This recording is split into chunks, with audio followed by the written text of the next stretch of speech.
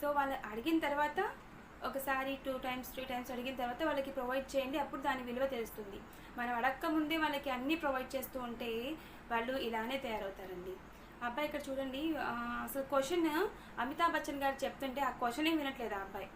Question వినకుండా నాకు rules మొత్తం తెలుసు, మీరేం మాట్లాడకండి అని చెప్పేసి మీరు నాకు రూల్స్ ఎక్స్ప్లెయిన్ చేయొద్దు, ఇంకా టాపిక్లోకి వెళ్ళిపోతాం, నెక్స్ట్ క్వశ్చన్ అడగండి అని చెప్పేసి క్వశ్చన్ కూడా అబ్బాయి వినిన తర్వాత కింద మనకి ఆప్షన్స్ కూడా ఇచ్చే టైం ఇవ్వట్లేదు.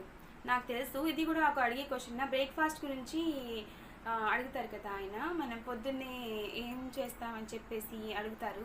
सीट पर आ गए हैं ऋषित भट्ट, गांधीनगर गुजरात से हैं। ये स्टैंडर्ड में ये पढ़ रहे हैं आजकल।